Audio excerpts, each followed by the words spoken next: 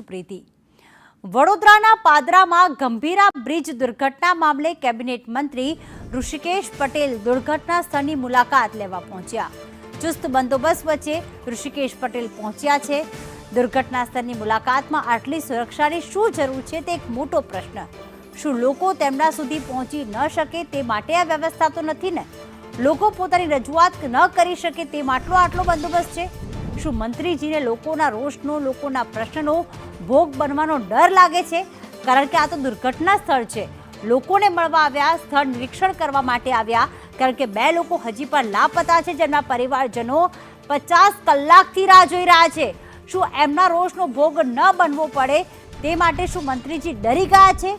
મંત્રી આવવાના હતા, તેથી પરિવારજનોને આવવા જ ન દેવાયા। શા માટે પરિવારજનોને રોકી દેવામાં આવ્યા, આવવાની ના પાડી દેવાઈ? એ પરિવારજનો તો પોતાના સ્વજનો માટે બેઠા છે અને સરકારની એ જવાબદારી હોય છે કે ક્યારે પણ આવી મોટી દુર્ઘટના ઘટે અને જો લોકો જે છે તેમને પ્રશ્ન પૂછવા માંગે, તેમને મળવા માંગે તો પછી તેમની જવાબદારી આવે છે જવાબ આપવાની।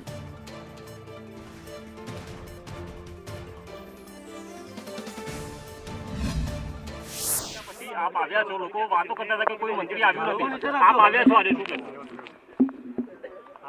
એવી આ દુઃખદ ઘટના છે કે જેનો ગુજરાતને ને તમામ લોકોને ખૂબ જ દુઃખ છે, શોક પણ છે। પરંતુ જ્યારે અહીંયા રેસ્ક્યુ કામ ચાલતું હોય, બચાવની કામગીરી ચાલતી હોય ને, કોઈ પણ મંત્રી કે કોઈ વીઆઈપી આવે એટલે વ્યવસ્થા અને એ ઘણા બધા પ્રશ્નો થતા હોય છે।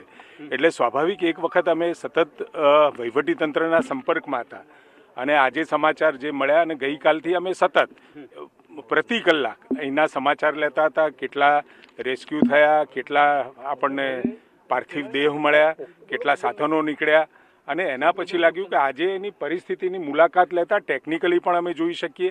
આરએનબીની અધિકારી સાથે આવ્યું છું એટલે લાગ્યું શરૂઆતનો જે પ્રાથમિક તબક્કો અને પ્રાથમિક અહેવાલ છે એ પ્રમાણે પેડેસ્ટલ અને આર્ટિક્યુલેશન એ ક્રશ થવાના કારણે એ આખું જે કહેવાય સ્લાઇડ થયું છે અને એના કારણે પ્રાથમિક એવું લાગે છે।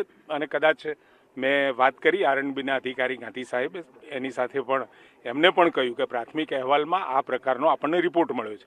એટલે એકંદરે જ્યારે પણ કોઈ આવો બનાવ બને એટલે ત્યાં તાત્કાલિક કોઈ એવા અધિકારી આવી જાય જેના કારણે આખી વ્યવસ્થા, સ્વાભાવિક છે હું અહીંયા આવું અથવા તો કોઈ બીજા કોઈ અધિકારી મોટા આવે તો એ વ્યવસ્થાની સાથે જે કામગીરી કરવાની છે એમાં બાધા ન નીવડે એટલા માટે જ આજે લગભગ કામગીરી સંપૂર્ણતાને આરે છે। બધા સાધનો નીકળી ગયા છે।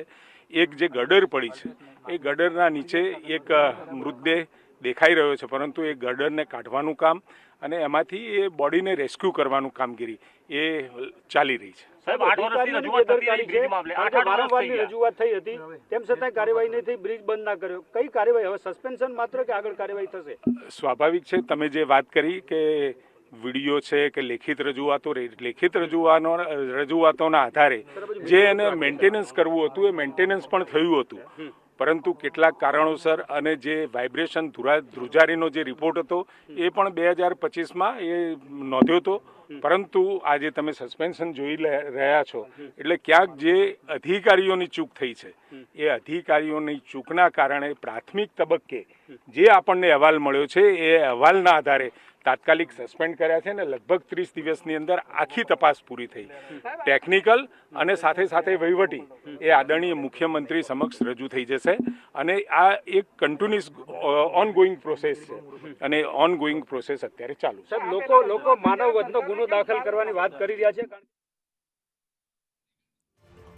તો હાલમાં કેબિનેટ મંત્રી તો પહોંચ્યા છે, સંદેશે સવાલ પણ ઉઠાવ્યા છે કે 2 દિવસે શા માટે સમય મળ્યો અને બીજી સૌથી મોટી વાત એ કે આટલી સુરક્ષા સાથે આવવાની શું જરૂર હતી?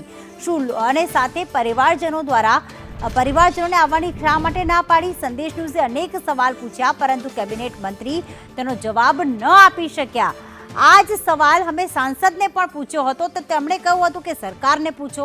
અહીંયા સરકારને પૂછી રહ્યા છે તો સરકાર પાસે પણ જવાબ નથી, તો આખરે જવાબ કોની પાસે માંગવો? પરિવારજનો પોતાનો રોષ વ્યક્ત કરવા ક્યાં જાય? પરિવારજનો કોને પ્રશ્ન કરે? કારણ કે પોતે કેબિનેટ મંત્રી 2 દિવસે જાણે ગુજરાતની બહાર ઘટના ઘટી હોય અને જવામાં મોડું થતું હોય એ રીતે માંડ 2 દિવસે તો મુલાકાતે આવ્યા છે અને તેમની પાસે જવાબ પણ નથી.